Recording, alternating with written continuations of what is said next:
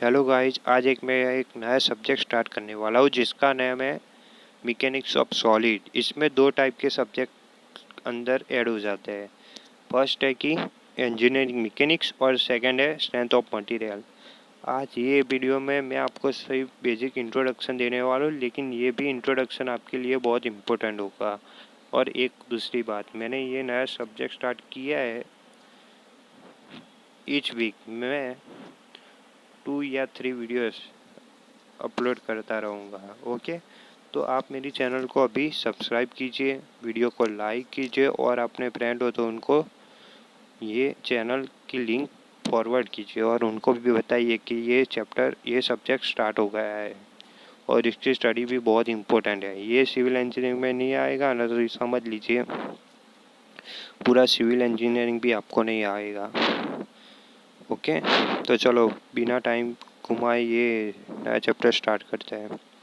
तो इसका basic introduction में पहला टर्म आता है कि इंजीनियरिंग मैकेनिक्स के पहले भी एक टर्म आता है मैकेनिक्स। ओके, तो मैकेनिक्स का मतलब क्या होता है? मैकेनिक्स, ओके, तो मैकेनिक्स का मतलब होता है कि study of force and there effects on a body. Okay, तो कोई बॉडी है, उस पर मैंने टेंसाइल फोर्स लगा है। ओके, मैं आपको यहाँ पे ड्रॉ करके भी दिखा देता हूँ कैसे होता है। सॉरी, चलो हो गया, एक सेकेंड। ये एक बॉडी है, समझ गए ना आप? इस पे मैं चलो 50 किलो न्यूटन का आप समझ लीजिए मैंने एक फोर्स लगाया है, टेंसाइल फोर्स। ओके, तो ये मैंने फोर्स लगाया तो क्या होगा कि उस पर कोई इफेक्ट आएगा। ओके, तो अब मैं क्या करने के वाला हूँ कि study of force and there effects on a body. Okay, ये मैकेनिक्स का बेसिक डेफिनेशन है। अब उसके भी 3 टाइप होते हैं। एक टाइप आता है कि इंजीनियरिंग मैकेनिक्स। उसका मतलब क्या होता है इंजीनियरिंग मैकेनिक्स? तो study of force and there effects on a rigid body. इसका मतलब क्या होता है कि समझ लीजिए, मैं आपको एक एग्जांपल देके ही समझा देता हूँ। ये मेरे पास एक बॉडी है रेक्टेंगल शेप की। ओके, तो अब मैं इस पे कोई फोर्स लगा रहा हूँ। ओके, फोर्स लगाया मैंने बॉडी पे, तो ये बॉडी पे मैंने फोर्स लगाया और उसके फोर्स लगाने के बाद भी वो बॉडी अपनी शेप एंड साइज जो होती है ना, वो चेंज नहीं करेगी। ऐसी बॉडी को क्या बोलते हैं हम? Rigid body. ओके, तो इंजीनियरिंग मैकेनिक्स में क्या होता है कि हम study of force and there effects on a rigid body, मतलब कोई रिजिड बॉडी पे कोई फोर्स लगता है तो उस पर हम क्या इफेक्ट आता है उस पर हम स्टडी करते हैं। ओके, तो सेकेंड टर्म है स्ट्रेंथ ऑफ मटेरियल। तो उसका मतलब मैकेनिक्स ऑफ डिफॉर्मेबल बॉडीज भी होता है। ओके, तो इसका मतलब क्या है कि मैं आपको चलो एक एग्जांपल देके भी समझा देता हूँ। चलो, ये मेरे पास एक स्क्वायर बॉडी है। ओके, स्क्वायर साइज की शेप की एक बॉडी मैंने ली। ओके, अब मैंने इस पे 50 किलो न्यूटन का फोर्स लगा दिया है, tensile force. Okay, both ends पे मैंने फोर्स लगाया। तो ये बॉडी क्या होगा, इसकी शेप और साइज में डिफॉर्मेशन आएगा, इलोंगेशन आएगा। ओके, तो आपको थोड़ा थोड़ा आइडिया तो आया होगा कि डिफॉर्मेबल बॉडी कैसी होती है। डिफॉर्मेबल बॉडी का मतलब क्या है कि ऐसी बॉडी जिस पे हम फोर्स लगाए और उसका परमानेंटली शेप एंड साइज में डिफॉर्मेशन अथवा इलोंगेशन आ जाए, ऐसी बॉडी को हम डिफॉर्मेबल बॉडी बोलते हैं।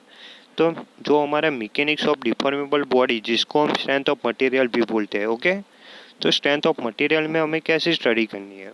तो स्ट्रेंथ ऑफ मटेरियल में हमें जो डिफॉर्मेबल बॉडी होती है ना, उस पर हम फोर्स लगाए और उसकी क्या इफेक्ट आए, उस पे हम स्टडी करते हैं। ओके, थर्ड पॉइंट है mechanics of fluid. Mechanics of fluid का मतलब क्या होता है कि study of force and there effects on a fluid. अब इसमें हम ज़्यादा डीप में नहीं जाएंगे, ये हमारे एक अलग ही सब्जेक्ट है, इसलिए उसमें हम उसी टाइम पढ़ेंगे। अभी जाने दीजिए इसको।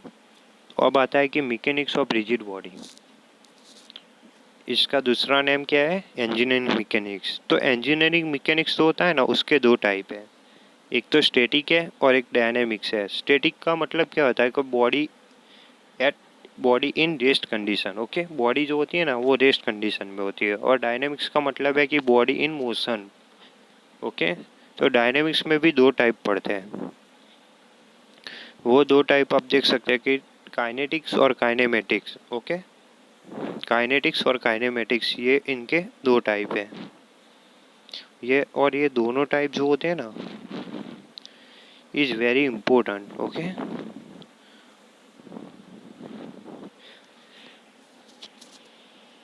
तो काइनेटिक्स का मतलब क्या होता है? तो पहले काइनेटिक्स समझ लेते हैं, फिर बाद में काइनेमेटिक्स समझ लेते हैं। तो पहले काइनेटिक्स में क्या होता है कि कोई समझ लो कोई बॉडी है, वो कैसी कंडीशन में होगी, तो वो तो भाई हमको भी पता है वो मोशन में होगी। ओके, तो हम ऐसी बॉडी पे मोशन में क्यों आई, तो मोशन में आने के लिए कोई फोर्स तो रिस्पॉन्सिबल होगा ना।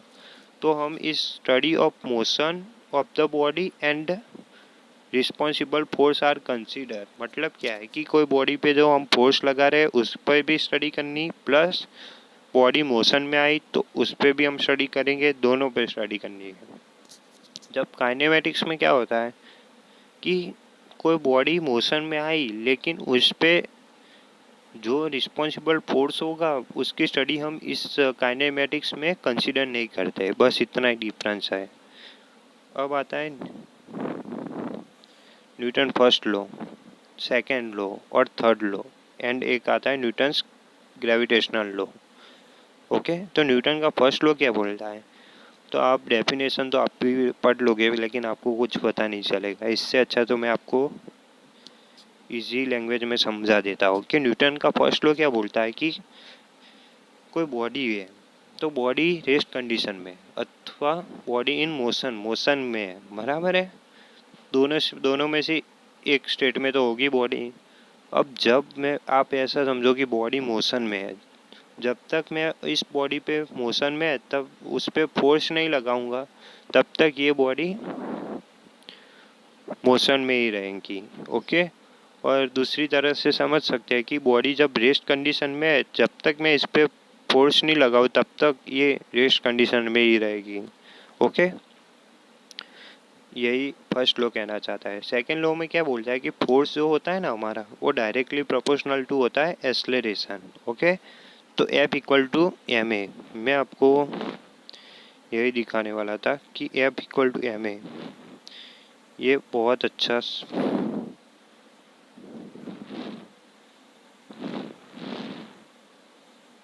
ओके, ये एफ इक्वल टू एम है।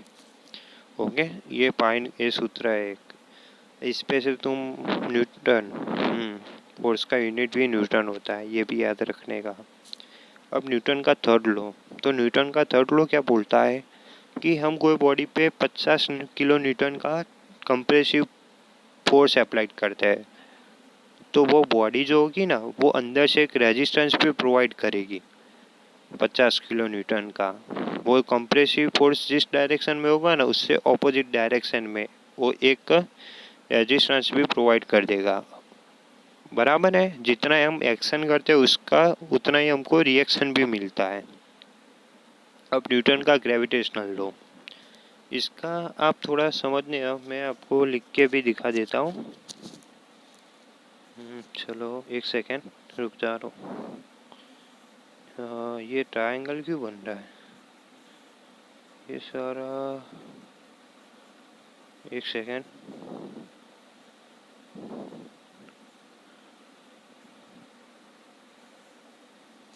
एक सेकेंड, एक सेकेंड।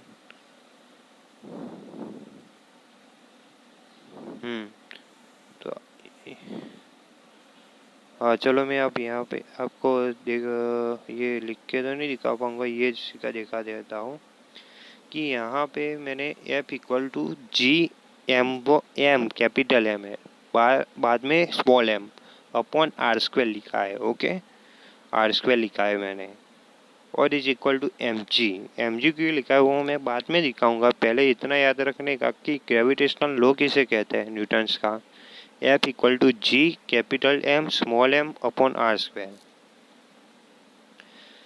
अब कैपिटल एम क्या होता है कि मास ऑफ द बॉडी, वो टू वन या टू जो रखना है रखो, और स्मॉल एम क्या होता है कि mass of the body one, okay, तो वो कैपिटल वाला बॉडी टू थी। चलो उसके बाद आता है कि आर, तो आर क्या होता है कि दो बॉडी है ना जो उसके बीच का डिस्टेंस। अब जी, तो जी हम एक कांस्टेंट है, यूनिवर्सल ग्रेविटेशनल कांस्टेंट, उसकी वैल्यू भी आपको नोट करनी है तो कर दो, 6.67 इंटू 10⁻11 का -11 पावर 11, -11 का पावर। चलो ये सब जाने जाओ। अब थोड़ा, अब हमारा टॉपिक आया कि फंडामेंटल यूनिट्स किसे कहते हैं। जब कोई ऑब्जेक्ट होता है उसकी हमको क्वांटिटी फाइंड करनी है, तो हम उसकी क्वांटिटी फाइंड करने के लिए क्या करते हैं, तो हम फंडामेंटल यूनिट्स का यूज़ करते हैं। तो ये तीन टाइप के होते हैं, लेंथ, मास और टाइम, ओके। अब हम थोड़ा डिराइव यूनिट्स, तो कोई मतलब नहीं है उसका समझने का। अब आता है सिस्टम ऑफ यूनिट्स। तो सिस्टम ऑफ यूनिट्स का मतलब क्या होता है कि इसमें चार टाइप की सिस्टम होती है। एक आती है एफपीएस, सेकंड आती है सीजीएस, थर्ड आती है एमकेएस और फोर्थ आती है एसआई सिस्टम, ओके। तो इसमें जो हमारा फंडामेंटल यूनिट्स कौन से है, तो लेंथ, मीटर और ये टाइम, ओके। ये मैंने लिखे है, देख लो आप, ओके, लेंथ, मास और टाइम।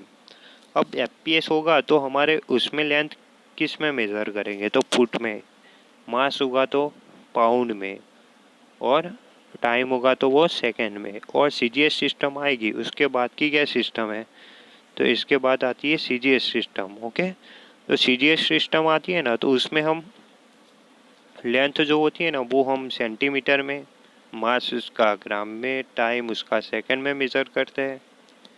उसके बाद एमकेएस और एसआई सिस्टम, ये दोनों सिस्टम एक जैसी है, ओके। मैं आपको दोनों का समझा देता हूँ कि वो इसकी लेंथ होती है ना वो हम मीटर में, मास उसका किलोग्राम में, और टाइम उसका हम सेकंड में मेजर करते हैं, ओके। चलो अब हम थोड़ा डीप में जाते हैं कि ऐसा यूनिट में थोड़ा आगे जाते हैं, ओके। तो ऐसा यूनिट में जो फिजिशियल क्वांटिटी, फंडामेंटल क्वांटिटी, ओके, तो फिजिशियल क्वांटिटी 7 है, हम उस पर थोड़ी स्टडी करते हैं। और उसके बाजू में हमने ये जो मीटर ये लिखा है ना, मीटर, किलोग्राम, एक सेकेंड, ये सब इसके यूनिट्स है, ओके।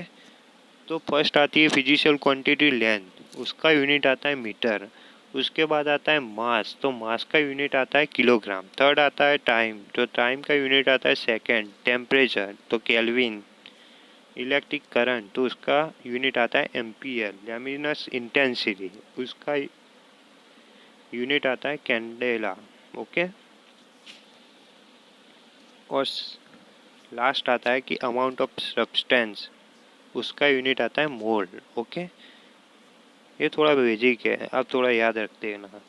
अब ये मैंने जो थोड़ा लिखा है ना वो सही ढंग से मैं आपको लिख के दिखाना चाहता हूँ, लेकिन मेरे में इसमें थोड़ी, ये चलो हाथ हो गया, सॉरी सॉरी, एक सेकेंड, रुक जाओ रुक जाओ,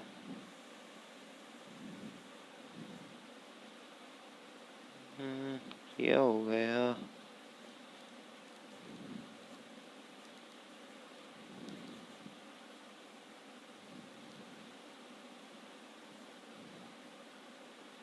चलो ये जो होता है ना, सो क्या हो रहा है, चलो, तो ये 10 का पावर 12 है, ऐसा समझना आप, यहाँ पे 10 का पावर 12 है, ऐसा समझ के आप आगे जाना। 10 का पावर 12 है, ओके। तो जो प्रीफिक्स का यूज़ हम क्यों करते हैं कि हम जो मल्टीप्लिकेशन फैक्टर मतलब 10 का पावर 12, 10 का पावर 9, 10 का पावर 6, 10 का पावर 2, 10 का पावर -12 ऐसा हो ना, तब इसको हम प्रीफिक्स लैंग्वेज में भी लिख सकते हैं, इसलिए हम प्रीफिक्स का यूज़ करते हैं। ओके, जब हमारे पास 10 का पावर 12 हो ना, तो हमें टेरा लिखते हैं। ओके, 10 का पावर 9 होगा ना तो हम उसको गीगा, 10 का पावर 6 होगा ना तो उसको हम मेगा, 10 का पावर 3 होगा ना तो उसको हम किलो लिखते हैं, 10 का पावर 2 हो तो उसको हम हेक्टो, 10 का पावर 1 हो तो उसको हम डेका लिखते हैं। ओके, अब आता है कि 10 का पावर -1, ये -1 है। ओके, तो 10 का पावर -1 हम जिससे लिखते हैं ना उसको हम डेसी बोलते हैं। 10 का पावर 1 हो तो उसको हम डेका, 10 का पावर -1 हो तो उसे डेसी, 10 का पावर -2 हो तो उसे हम सेंटी, 10 का पावर -3 हो तो हम इसे मिली, 10 का पावर -6 हो तो उसको माइक्रो, 10 का पावर -9 हो तो उसको नैनो, 10 का पावर -12 हो तो उसको हम पिको बोलते हैं। ये थोड़ी आप नोट डाउन कर देना। ओके,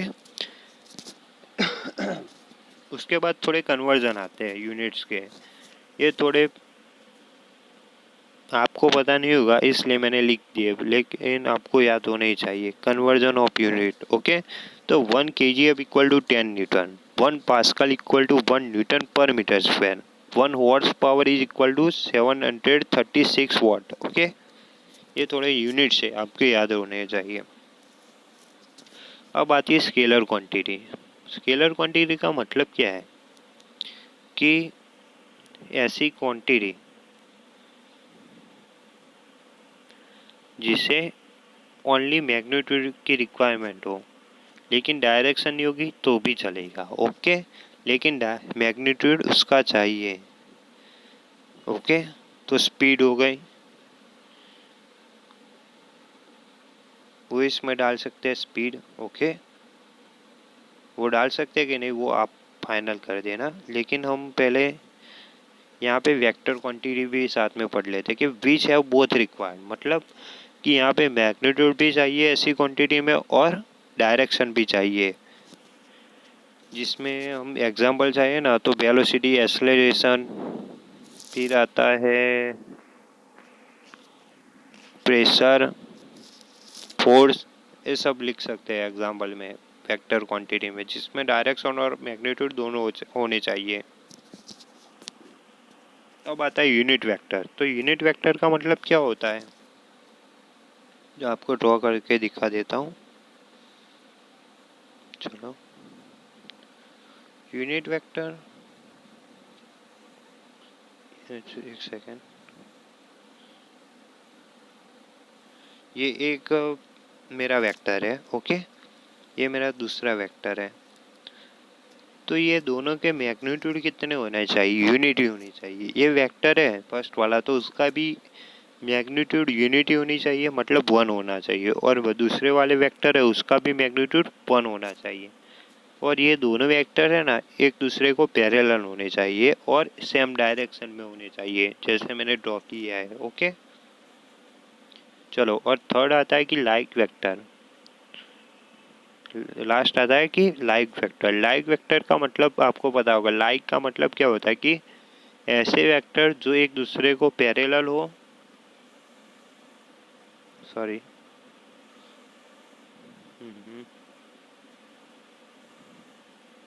एक दूसरे को पैरेलल हो, सेम डायरेक्शन में हो, लेकिन डिफरेंट मैग्नीट्यूड होगा तो चलेगा, ऐसे वेक्टर को हम लाइक वेक्टर बोलते हैं। ओके, तो ये इसमें थोड़ा और है, लेकिन वो बहुत इम्पोर्टेंट नहीं है, जैसे कि फोर्स का यूनिट क्या होता है, मोमेंट किसे कहते हैं, फिर ये सब तो आपको आगे इंजीनियरिंग मैकेनिक्स में पढ़ोगे, इसलिए मैं वहाँ पे डीप में नहीं जा रहा। ये तो बेसिक इंट्रो ही था, और मैं आगे 2-3 दिन में एक नया लेक्चर भी इस पे डालने वाला हूँ। इंजीनियरिंग मैकेनिक्स अब स्टार्ट करेंगे और उसके बाद हम साइंस ऑफ मटेरियल भी स्टार्ट कर देंगे। ओके, तब तक मेरी चैनल को सब्सक्राइब करिए, वीडियो को अच्छे से ध्यान से पढ़िए और साइड में नोट डाउन करना भी मत भूलना। ओके।